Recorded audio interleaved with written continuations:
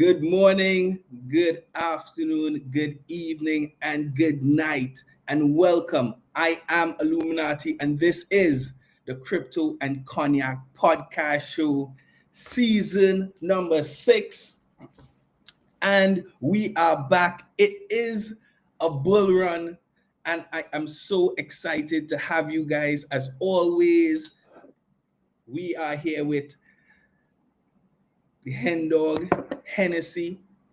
This is a special season, right? So I decided that we're gonna redo the studio a little bit. We're gonna redo the theme a little bit because we're in a bull run. We're gonna do all gold, everything, right? And then Hennessy went and made it even more special by launching the collab with King James himself. I actually have a special guest who many would consider King James's father, right? I call his son King James. So very excited for us to be back with each other. So much has happened in the last few weeks that we have been off the air. But one of the most important things that has happened is that we have crossed that milestone that we as crypto Bitcoin supporters, fanatics have been waiting on for a long, long time. We made it over that threshold of 100,000. And if you guys been following the podcast for a while, there's been someone who has promised to be on since day one, but he said he's not showing up until Bitcoin crosses 100,000.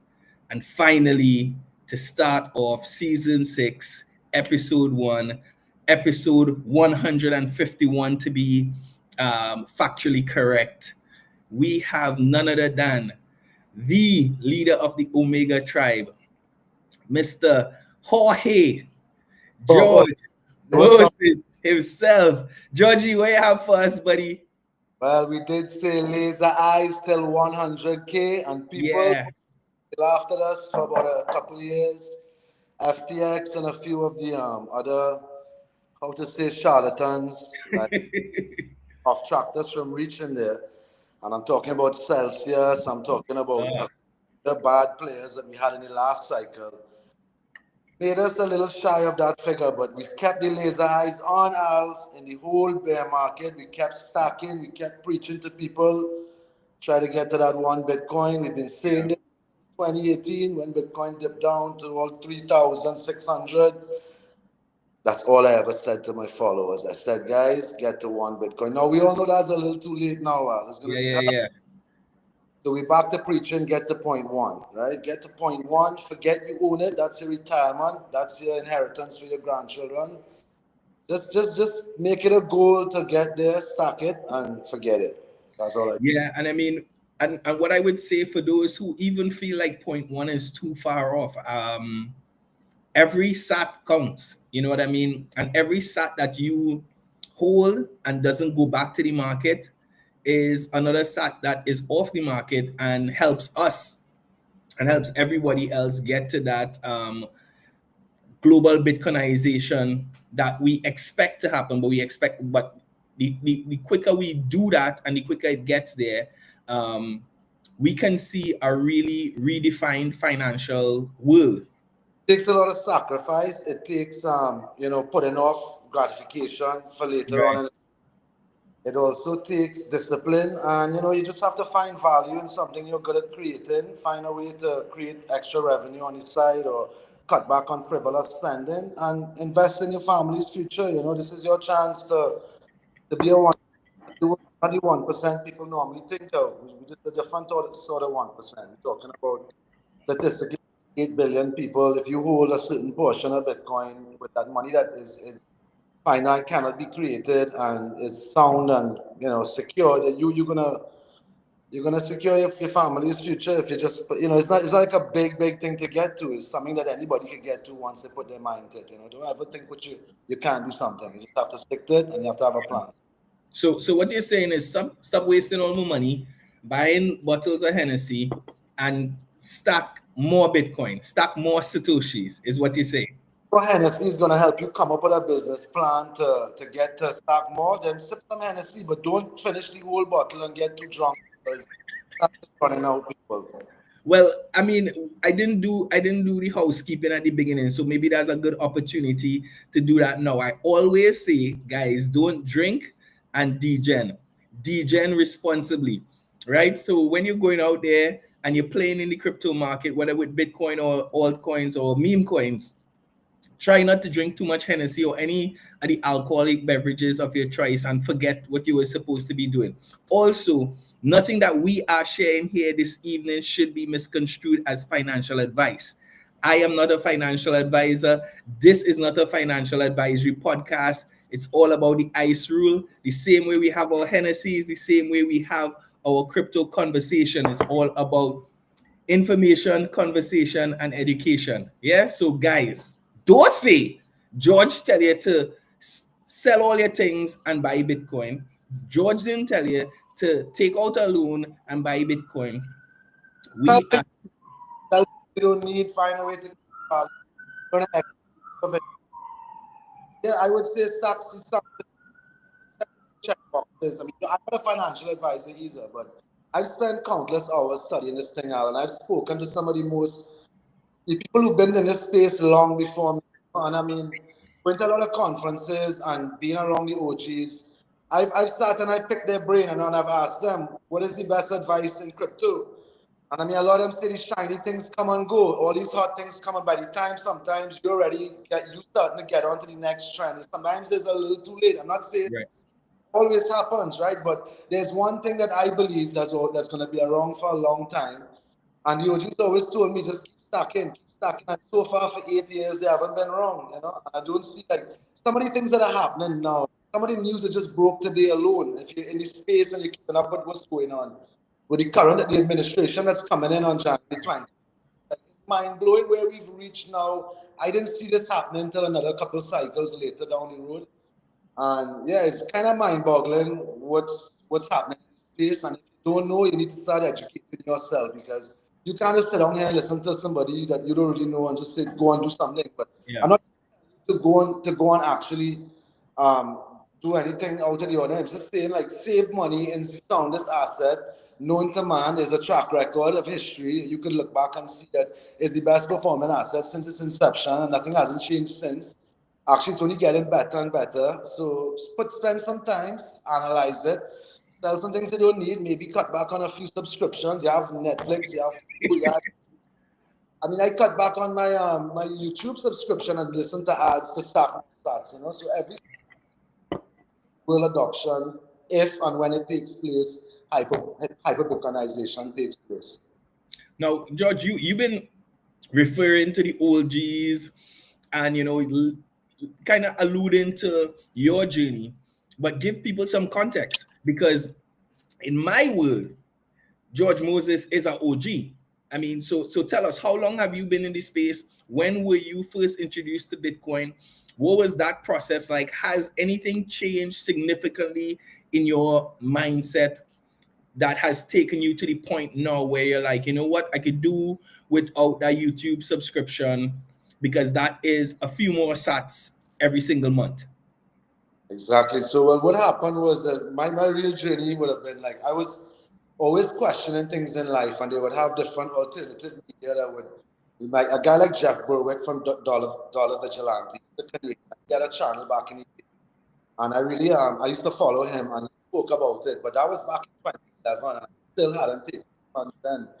In 2016, before the second epoch, before that happened, I was lucky enough to, after being invested in people and businesses, I'd had a string of failures with investing in people's ideas. I got a little frustrated at the time because, you know, I mean, I was having some negative returns and runarounds and you know, so I decided to start looking at something else I could invest in. I remember the previous teachings of some of the things I learned before, but what really came out to me was my cousin 𝐂𝐎𝐍𝐕𝐄𝐑𝐒𝐓𝐈𝐎𝐍, who had approached me in 2013 to buy Bitcoin. And the way he pitched it to me at the time, he came and he said, this is like magic internet money, cousin, that's one. was doing well in my businesses. I mean, I'm now, but and I looked at him like, "What do you mean? I'm already rich. I'm thinking, were you trying to scam me or something?" So I got a little when I asked him if it's something I could hold, and he told me, "No, this is magic." My instantly, I kind of my suspicions peaked a little bit, and I decided to say, "Well, I'll get back to you on it."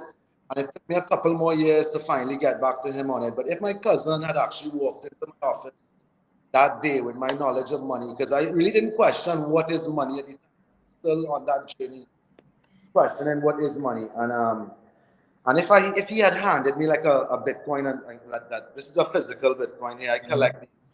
And if he had handed me one of these and said, "Yeah, cousin, this is it right here. You can hold on to this. Only 21 million Bitcoins. This isn't a full Bitcoin. This is 0.001 of a Bitcoin." And at the time when I was buying these was like $3 worth of Bitcoin on here. Right. Now this is $100 worth of Bitcoin, at Bitcoin being $100,000. Right.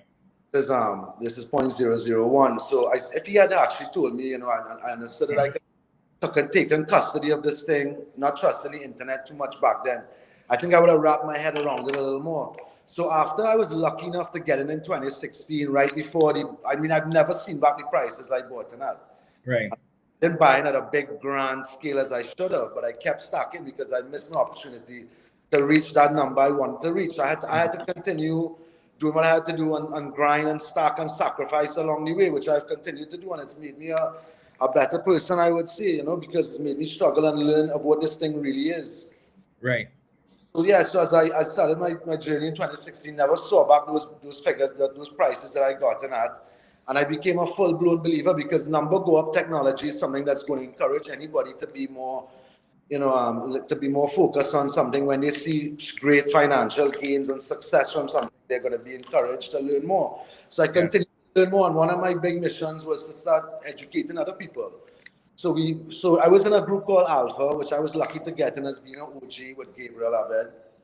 He included me into his circle of OGs, and I'm in group people like Max Kaiser, Charles Hoskinson, all the movers in the space you could name. They're in this group. So I started a couple of my cousins were in this group too, and some people got pruned out of the group, but I remained out of all the other people, and I made a subgroup which would have been Omega from Alpha, and we started sharing the knowledge with people in the Caribbean that we from that group, and eventually the group spawned. Like since 2017, the group's been there, and I would say we've forged a few successful investors that took the opportunity to learn and grow in its space, and I'm proud to say that we've still to this day, it's one of the most active groups that shares a wealth of news, knowledge, information in the space.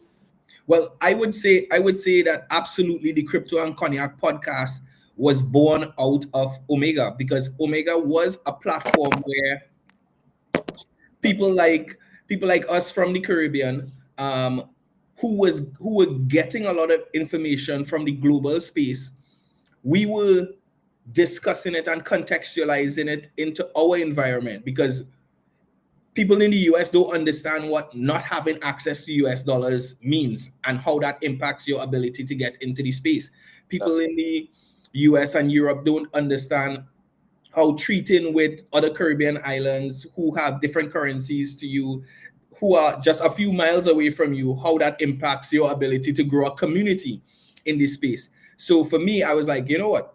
This is exactly what we need. We need a place where people can take the information that they have from the global crypto experience and translate it into the Caribbean environment in our own language, in our own dialect, in our own experience. And that's why the Crypto and Cognac podcast started June 2021, during the last bull run. And when I got into crypto, I would say seriously, which was after DeFi Summer 2020, more actively in November 2020, which at the time the prices were relatively high, but I've not seen those prices again. I mean, I remember when we went above 11,000 and people were having the conversation about, you're going to go back under again soon. I mean, you're going to be able to buy back in then. I would have sold a lot of my thing hoping to buy back in under 11,000. 11,000 never happened again. I eventually bought back in at like 13,000. And even after FTX happened, and that big crash happened after Celsius, FTX, all the Luna, Terra Luna, all those things happened in 1 year. 15, 16. It went to 15, 16. It still didn't get back to 13 or 11, which is where we were. So for people who are now coming in and they're seeing 100,000, what I would say to those people is that the math still works. We still are less than 5% in terms of the adoption. We don't have any nation states significantly invested outside of El Salvador. Like you alluded to, what happened last November changed the trajectory of the development of this space significantly with the re-election of President Donald Trump, who, despite how you might feel about him and how I feel about him personally, he has a very pro crypto position, and he is one of those people who is advocating for blockchain to be a significant space in the American environment, and the American financial economy leads the world. Now, it's not, but the people, sorry to cut you off, but the people putting in place some key people in his administration and key places that it's like, it's really putting his money where his mouth is. I mean, things that materialize. We would have thought, I mean, it could have just been talk to get votes, but when people that he's putting in place there now, you realize this is no joke. His sons and family, Scott Bass, and if you name somebody names, it's like serious names here we're talking about. And that is probably why next Monday, January 20th, might be one of the most highly anticipated days in crypto's history, because what is going to come with the entrance of Donald Trump's second term seems to be a huge shift in the narrative around crypto. We're hearing about all the policies about and we've seen other places, for example, Europe, putting broader and more significant regulatory frameworks in place just January this year to give clarity around crypto and Bitcoin. And we're seeing the states having discussions about strategic Bitcoin reserves. We are hearing talk about the US themselves having strategic Bitcoin reserves. We know that is going to launch a global arms war like no other. I have no doubt that nation states and their family offices are already accumulating quietly, but we're going to see it happen more significantly. The first G7, G8 country to declare that they are actively buying Bitcoin for their reserves. Need to buy that, brother. It's going to take a serious blow to fiat money, and this is what we've been preaching for a long time, right? There's money that's backed by nothing. There's nothing that makes this thing fundamentally sound at all. It's just numbers that they're typed up on a screen and issued. And it's a debt-based system that we live in. And I mean, it's a house of cards that eventually with the bond market and all these other things, just takes one thing to break. And when it breaks and people lose faith in government-backed fiat money, and there's a scramble for the exit, there's already lifeboats that have been made. And lifeboat, in my opinion, is Bitcoin, right? So you have to get lifeboats just in case. So we know that we've been saying it for a long time. We said the minute they have, this is before COVID, we talk at BP in Trinidad, and we said that the next crisis the governments of the world face, the quickest way to fix it is they're going to print enormous amounts of money. And this 2019, and then in 2020 came COVID, and they ended up printing, a double the amount of money. Trillions, Last 100 years, it came out in the space of 1 or 2 years, and that even significantly increased everything. I mean, my rent in the US went up significantly, and I still rent, so I can keep stacking. And then it came to pass. So it's like none of these things have changed, and we're still dealing with the same system. Now, if we're on a 4-year cycle, all right, we already significantly through the bull run. We have space left based on history. Now, I can't. I think My name is Moses. I could only lead you to the promised land. I cannot foretell and foresee things, right? Unfortunately. But what I'm saying is that if we are in a 4-year cycle, things are going to start. Well, people are dancing with the idea of getting into this thing.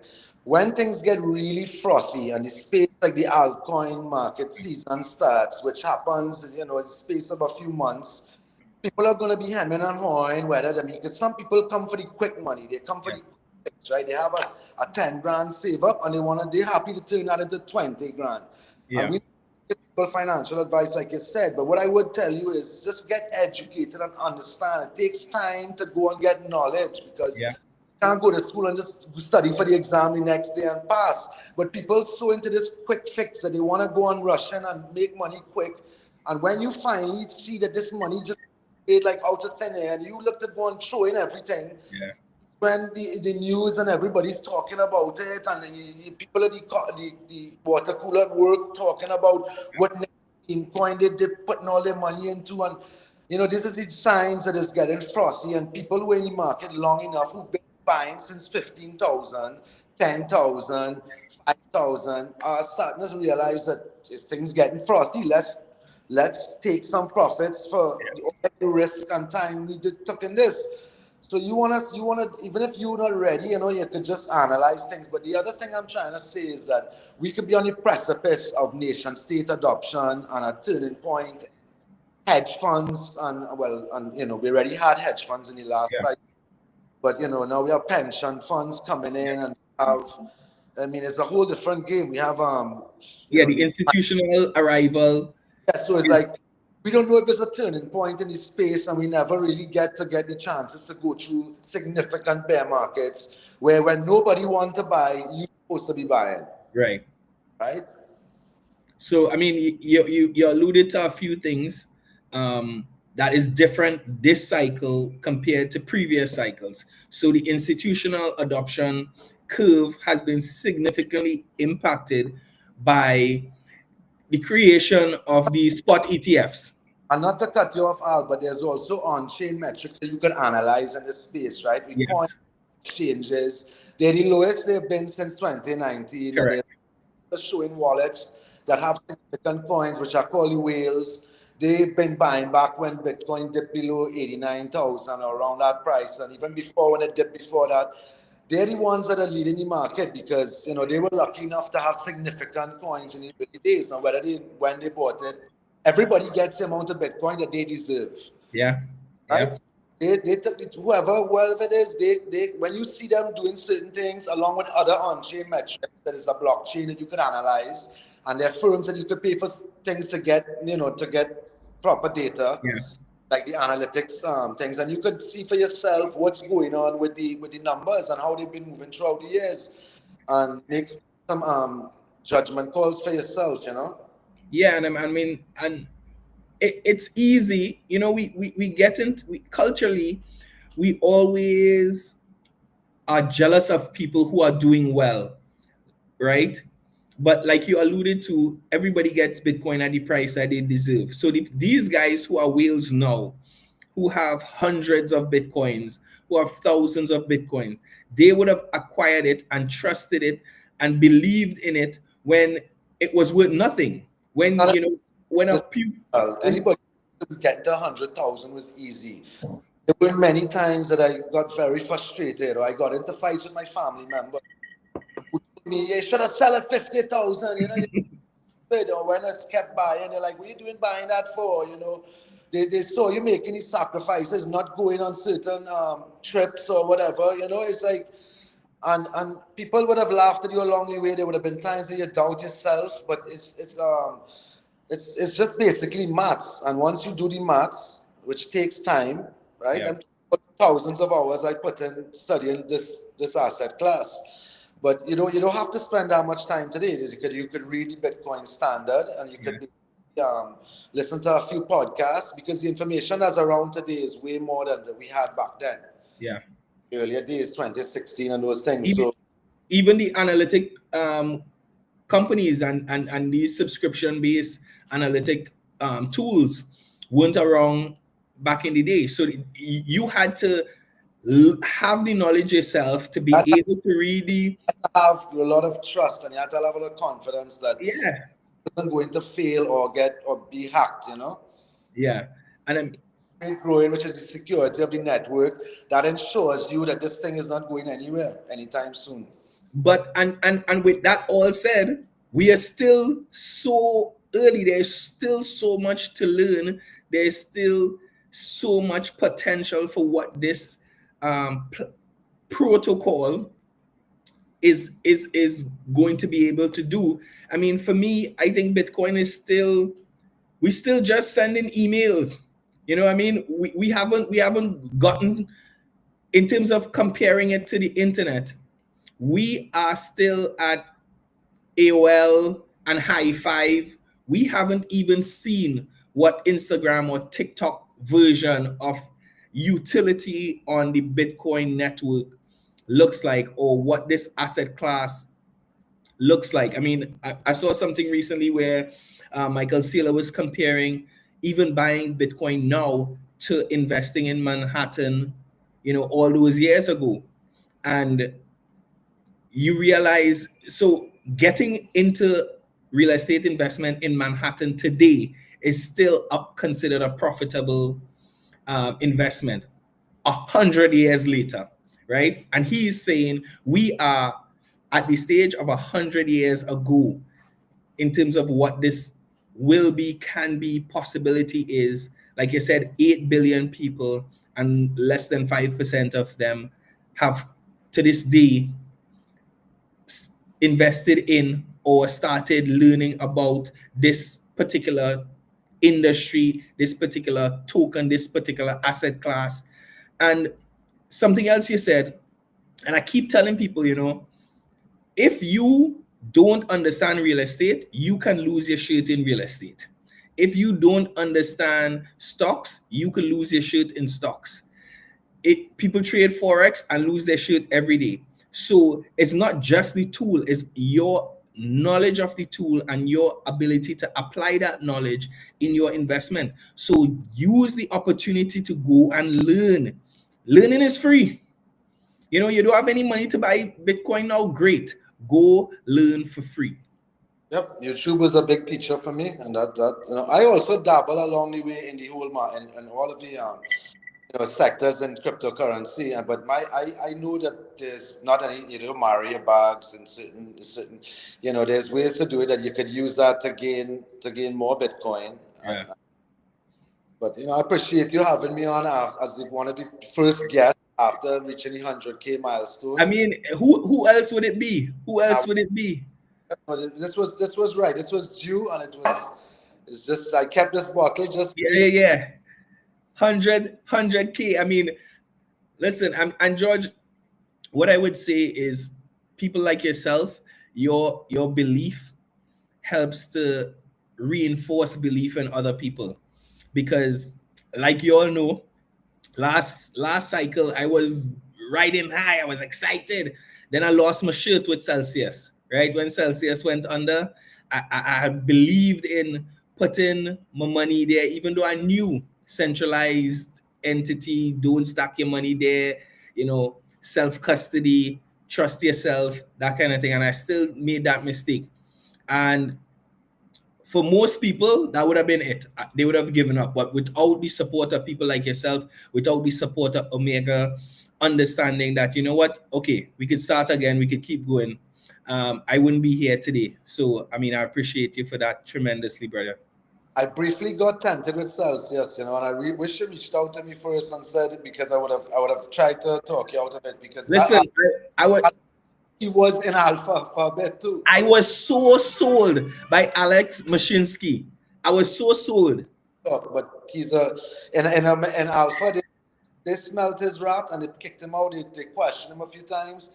He couldn't give proper direct answers, and they said this guy red flags. Yeah, I was like, yeah, I mean, stables, my stable's safe. I'm gonna buy some Celsius. I'm gonna stake some USDT and earn some passive income, and I'm gonna be set. Once I could pay my rent and my bills off, it just seems money I would have been gaining from staking. So Correct.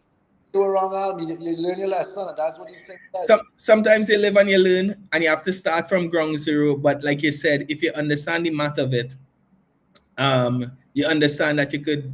I got tempted with that too, and thank God, yeah, you do. I might have sent a little something into FTX to try it out, you know. But Yeah, well, I didn't get catch with FTX, but it was because I was already exposed elsewhere. when I say, I mean like a 500 USDT, I said that into FTX. I get that back too, but still, I'm just saying, like. And, Yeah, and that's one of the challenges for us as Caribbean people, because even when these pieces go to bankruptcy court and that kind of thing, you know, they sort out the American citizens first, and you have to kind of wait. So even that, in terms of our Caribbean experience, is unique. So I see even more than that you learn and understand what you're dealing with and what you're doing. 100%. But Georgie, thank you so very much for being with me. It was an honor. When am I gonna see you again? 500,000? 1 million? When we hit 1 million, I'll be back. Hopefully, I will. All right. Georgie, blessings, man. Guys, that is the man, the myth, the legend, Mr. George Moses. Guys, I'm so excited to be back. I mean, and I'm so excited for what happens next. I know from January 20th, next week, Monday, is going to be hectic. It's going to be special. I don't know what's going to happen, right?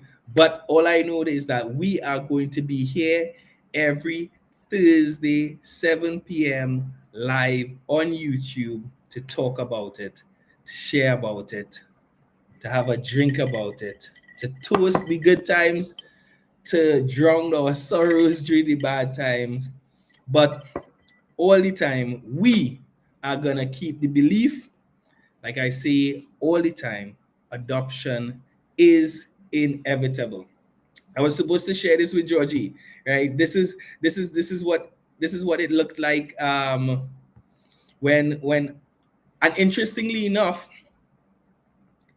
we were away from 100,000 since hitting it back in November, and today we went above 100,000 again. And I was tracking it the whole way and excited that, you know, that happened today because George was coming on. But like I say, adoption is inevitable. Do your own research, get the knowledge. It is free. It is free. It is free. Right? And I will see you guys next week, Thursday. Same bad time, same bad channel. Cheers. 𝐿𝐿uminati. Be blessed, guys.